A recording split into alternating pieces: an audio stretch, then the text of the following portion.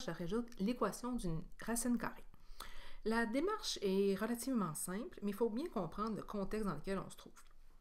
Pour faire tout ça, l'utilisation de Desmos ou d'une calculatrice graphique peut être un outil intéressant.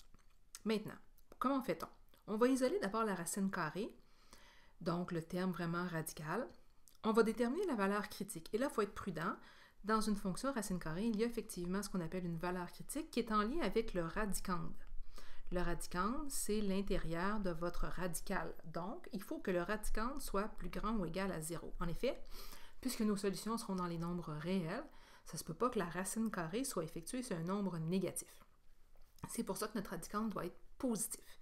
Ensuite, on va résoudre bien entendu notre équation et à la toute fin, on va aller valider notre solution à l'aide de notre valeur critique. Maintenant, pour faire ça, voici deux exemples d'application de ça. Voici l'équation 2 racines de x plus 11 plus 1 est égal à 9. Donc, techniquement, ça veut dire quoi? Ça veut dire que j'ai, dans un premier temps, une fonction racine carrée qui se trouve à gauche du égal.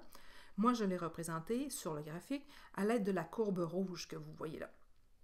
Et je sais que cette fonction racine carrée-là, à un moment donné, sera à une hauteur égale à 9. Donc, si vous utilisez une calculatrice graphique, la partie qui se trouve à gauche ici dans votre équation, la partie fonction racine carrée, vous pourriez aller placer ça dans y1. Et la partie qui est à droite du égal, on pourrait aller placer ça dans y2. Si on utilise Desmos, on pourrait d'abord, dans une première expression, écrire l'équation qui se trouve à gauche, donc la partie racine carrée. On obtiendrait la courbe rouge comme je l'ai obtenue, et on pourrait aller écrire comme deuxième expression y est égal à 9 pour avoir la droite horizontale que vous voyez ici. Donc, on voit que dans cette situation-là, il existe effectivement un point où il y aura un contact entre les deux. Notre travail consiste à déterminer il est où exactement ce point-là. Donc, allons-y. Première étape, isolons la racine carrée.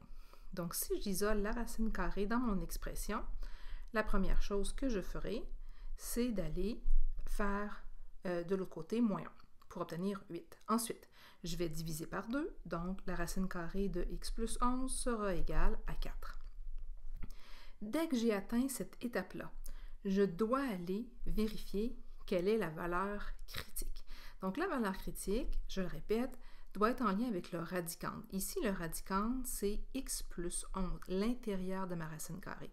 Cette valeur-là doit être nécessairement plus grande ou égale à 0 en tout temps. Donc, elle sera égale ou plus grande à 0 seulement si le x est plus grand ou égal à moins 11. Qu'est-ce que ça représente, cette chose-là? Bien, tout simplement, ça représente votre sommet de votre radical. Alors, ça veut dire que la solution ne sera valide, ne peut être bonne que dans la zone qui correspond à l'endroit, à l'emplacement, pour les x, bien sûr, où votre fonction existe. Et votre fonction existe à partir de son sommet, qui se trouve à moins 11, et ça en se dirigeant vers la droite. Donc, c'est pour ça que notre solution se doit de se trouver toujours, ici, dans ce cas-là, à droite du sommet. Continuons avec notre résolution, puisqu'on connaît maintenant notre valeur critique. On s'en servira dans quelques instants. Si je poursuis ma résolution, ma prochaine étape est de faire l'opération contraire de la racine carrée. Donc, le contraire d'un carré d'une racine étant un carré, je ferai 4 au carré, 16. Et je vais aller isoler mon x en faisant moins 11, donc 5. Avant de prendre pour acquis que cette valeur-là est bonne, on va aller la valider avec notre valeur critique. Comment on va faire ça? Bien, de la façon suivante. Ma valeur à moi, c'est 5. Je vais aller vérifier est-ce que 5, c'est vrai? Est-ce que ça valide le fait que ça doit être plus grand ou égal à moins 11, qui est ma valeur critique? Bien, ici, c'est le cas. C'est absolument vrai que 5, c'est plus grand ou égal à moins 11. Donc, notre solution, c'est bien x est égal à 5. Et si vous allez tester ça dans Desmos, vous allez vous rendre compte que le point ici où il y a intersection, il se produit bien quand x est égal à 5. Deuxième exemple, si plutôt ici, on a la fonction racine carrée, 4 racines de moins x plus 1, moins 12, et on cherche à savoir quand est-ce que ça c'est égal à 0, ça reviendrait graphiquement à avoir la situation suivante. Donc, une fonction racine carrée, comme la rouge, et je me demande quand est-ce qu'elle atteint la hauteur 0. ça reviendrait à dire quels sont les zéros de la fonction. On pourrait aussi également poser la question de cette façon-là. Donc ici, on voit très bien qu'il y a effectivement une valeur qui existe, c'est cette valeur-là que nous devons déterminer. Donc tout d'abord, j'isole ma racine. Pour isoler ma racine, la première chose que je ferai, c'est d'enlever le moins 12, donc j'obtiendrai égal à 12 de l'autre côté. Ensuite, je divise par 4 pour obtenir 3. Et maintenant, puisque j'ai isolé mon radical, je m'occupe tout de suite de ma valeur critique. Donc, on se rappelle, la valeur critique est en lien avec le radicande. Ici, notre radicande, c'est moins, parenthèse, x plus 1. Et on veut que ce soit toujours plus grand ou égal à 0. Donc, par distribution, moins x moins 1 doit être plus grand ou égal à 0. Moins x doit être plus grand ou égal à 1. Et x doit être plus petit égal à moins 1. Ici, faites bien attention à ça. Souvent, c'est un élément qu'on oublie.